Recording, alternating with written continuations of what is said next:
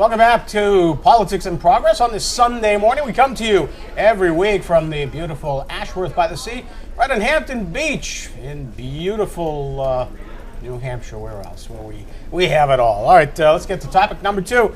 With New Hampshire revenue numbers down for the first 2 months of the fiscal year, Republican leaders at the State House have been calling for immediate budget-cutting measures. Democratic leaders urging patience as they wait for September's revenue numbers to get more complete. Over the first 2 months of the fiscal year, the state reported revenue for the general and education funds at $187.5 million. That's $17.6 million below the revenue plan passed in June and $5.5 million below 2009 collection for the same period. Rooms and meals, which was raised by lawmakers, came in $3.7 million below estimates. States to business taxes came in $2 million below estimates. Tobacco taxes also came in $2 million below estimates, and that, of course, is only that portion of it. Then we have the $110 million for the budget from the Joint Underwriting Fund. Scott, these numbers are not real optimistic. First off, was this budget ever doable in the first place, or was it just optimistic? You know, sitting in the back row of a lot of these discussions in the final days and weeks when you get into the conference committee fund, the one thing that I would have to say stands out above all others was the last-minute discovery of revenues by the Revenue Commissioner, literally in the closing hours of this debate, which accounted for tens of millions of dollars, and it helped balance the budget on paper. Mm-hmm. But in reality, the numbers that you just read surprised no one. So they inflated their revenue numbers, and they're seeing problems across the board because the recession is not over yet. We're seeing some promises of hope for the future, which will be great for all of us. Nobody's cheering against that, least of all me. But the reality is they have far more expenses than they have revenues coming in, and therefore lawmakers in the coming 9 months or so are going to have some very challenging decisions to have to make: more cuts or raising revenues. That's the bottom line. Rich, you're not surprised by these below expectation numbers? No, not at all. And nobody wants to see the state of New Hampshire suffer. I mean, we all lose because of that. And but it is true. I mean, it seemed the underlying theme of the last hours of the budget fight of 2009 was to rely on Rosie's scenario to get us out of this mess. And what we're seeing now is those numbers weren't accurate, and we're seeing the effect of that now. And we're only in the third month of a 24-month biennial budget cycle, and our economy, and no offense to the Federal Reserve Chairman, no one feels that the recession's over yet. Come on, so it's it's over. like it could only get worse. So it is a time of concern, but it's also time for clear action as well. I hope there's a plan B in case the $110 million of the JUA lawsuit is actually pulled away from the state, but we'll find out soon. You know, one of the things, I don't mean to jump in, but Charlie, to put it in perspective, and I know we're going to talk about this in a few minutes, but the SEA contract debate, which we'll talk about in a few minutes, I know you're going to hit that. We're talking about $25 million. The numbers that you just threw out there add up to nearly $25 million. That's the losses on what they were supposed to be getting in revenues in the first place.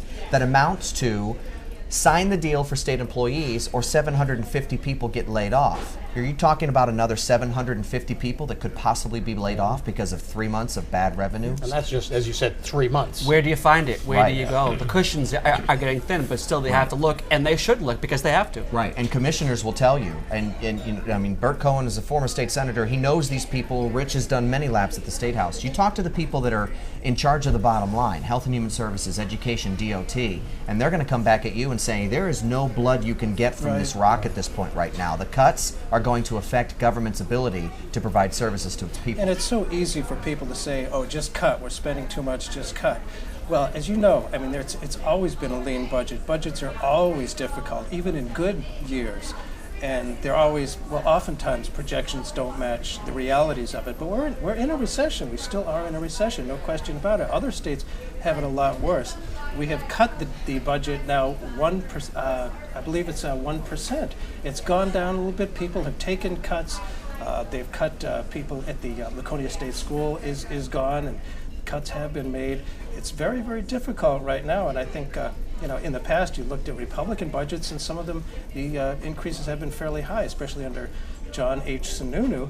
But it's there's going to be pain all around, and the SCA thing is very, very difficult. Shouldn't there be a plan B at some point? I mean, There should be a plan B. Well, the thing I worry about living on the seacoast is the property taxes. You know, we have the statewide property taxes, and there haven't been donor towns lately, but the chances are, if under any plan B, I think there probably would be donor towns, and that's where they'd look. You know, if they can't find any more pockets of change and any more cushions on the sofa, and you know, every year they seem to find this little pot of gold here or there, the $110 million that they found. But you know, it's always something there.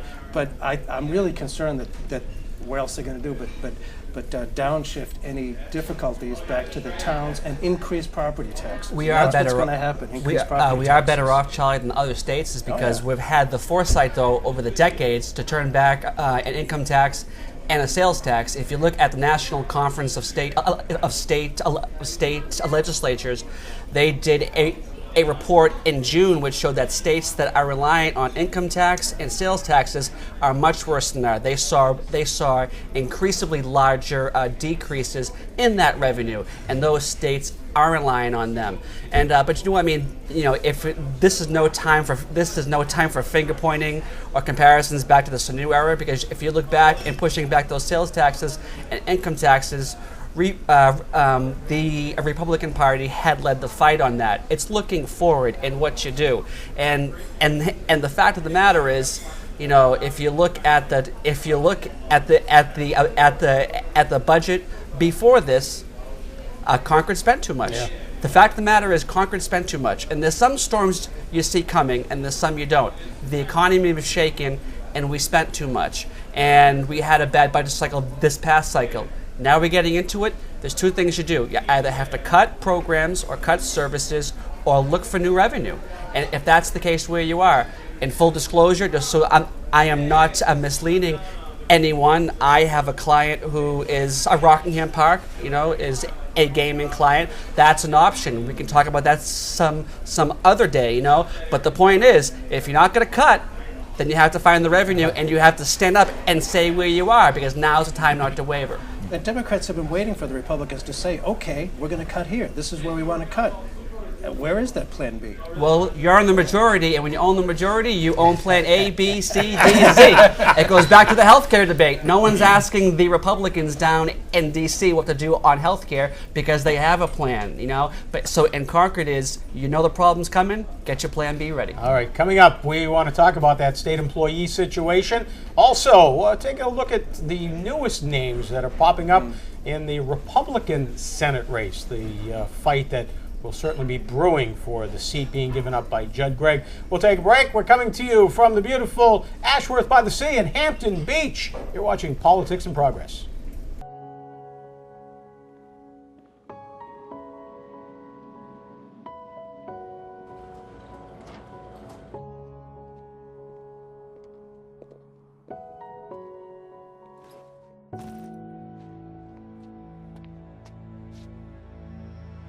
Welcome home, man.